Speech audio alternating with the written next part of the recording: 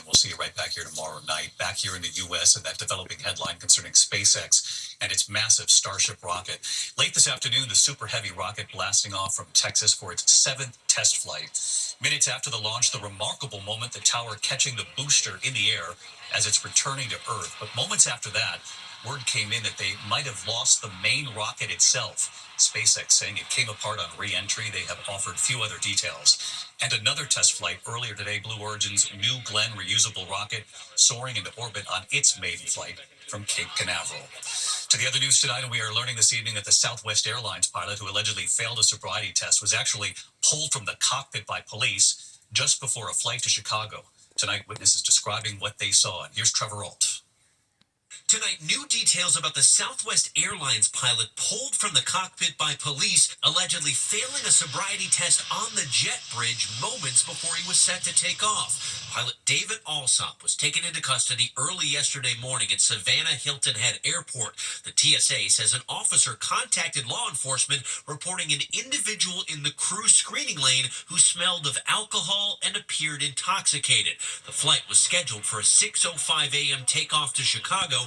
Passengers had boarded when the arrest occurred. Well, the cops came back again, and he actually took that pilot with him off of the plane. According to the police report, Alsop was seated in the cockpit performing pre-flight checks. The arresting officer saying he detected a strong odor of what seemed to be alcohol, adding Alsop claimed he last drank last night and had a few light beers. They conducted a sobriety test there on the jet bridge, and officers saying Alsop failed and refused a state-mandated blood test. According to authorities, the manager of the Southwest Airlines drug and alcohol team asked police to release Mr. Alsop to Southwest so they could carry out their own investigation, but police informed them he'd be taken to jail.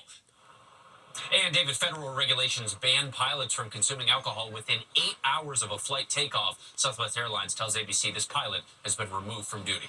David. Trevor Ault reporting in tonight. Trevor, thank you. On Capitol Hill, President-elect Trump's pick to oversee America's economy. Billionaire Scott Bessent pressed by senators about the president-elect's plan to boost the economy among tax cuts, tariffs, and what the nominee said about sanctions on Russia amid the war with Ukraine. Rachel Scott on the Hill. Tonight, the man President-elect Donald Trump has chosen to guide the American economy and tackle inflation, taking center stage on Capitol Hill. Treasury Secretary nominee Scott Bessent, a billionaire investor and hedge fund manager. Today, I believe that President Trump has a generational opportunity to unleash a new economic golden age that will create more jobs, wealth, and prosperity for all Americans. Republican senators asking Bessent to outline the stakes if Congress fails to achieve one of Trump's top priorities, extending his signature 2017 tax cuts. If we do not renew and extend, then we will be facing an economic calamity. Democrats pushing back, insisting the Trump tax cuts have only benefited the rich. Now these wealthy people have more money than they know what to do with, and it is certainly not doing anything to lower prices for working families. I believe that President Trump, and if confirmed myself, are committed to addressing this affordability crisis. And part of the affordability crisis stems from this great inflation that we've had. Also facing questions today, Trump's picks for 2 key environmental roles. For Secretary of the Interior, former North Dakota Governor Doug Burgum, and for EPA Administrator, former New York Congressman Lee Zeldin. Democrats pressing both nominees about Trump's pledge to roll back environmental regulations. Do you agree with President-elect Trump that climate change is a hoax? I believe that climate change is real, as I told you. As far as President Trump goes, the context that I've heard him speak about it was with a criticism of policies that have been acted because of climate change, and I think that he's concerned about the economic costs of some policies where there's a debate. Republicans insist these nominees strike a balance between protecting the environment and the economy. Congressman Zeldin will correct the course of the EPA. And David, just one more note about Treasury Secretary nominee Scott Bessent. Today, during his confirmation hearing, he said he would support tougher sanctions on Russia amid its war with Ukraine. Some Democrats encouraged by those words. In the meantime, David, turning to the inauguration, just 24 hours after President Biden warned of an oligarchy taking shape in America, what he called a tech industrial complex. Tonight, we have learned a growing list of tech CEOs plan to attend President-elect Donald Trump's inauguration on Monday. That list includes Apple's Tim Cook, SpaceX and Tesla's Elon Musk, Amazon's Jeff Bezos, Meta's Mark Zuckerberg, Google's Sundar Pichai, and TikTok CEO Shou Chew. All of them, David, will have prominent seats for Donald Trump swearing in, David. You'll be right there with us on Monday. Live coverage all day long here on ABC of Donald Trump's inauguration. Thank you, Rachel. When we come back, the car stolen, a 4-year-old girl in the back seat, the frantic search to find her. There's late word coming in on this tonight. Also, the new report this evening on cancer in the U.S. and what they're now seeing in women and in young people. And those 2 passings to note tonight, including Mr. Baseball. Mayor Rudy Giuliani reaching a settlement with 2 Georgia elections workers just hours after he was supposed to testify. Giuliani was supposed to be the first witness at a trial today to determine how he would fund a $148 million judgment to Ruby Freeman and Shay Moss. A judge ruled Giuliani owes Ruby Freeman and Moss $148 million for defaming them. Tonight, we know Giuliani gets to keep his Florida condo, his New York City apartment, his World Series rings, and this luxury convertible. In exchange, he agreed to give them a certain amount of money and must refrain from defaming them in the future.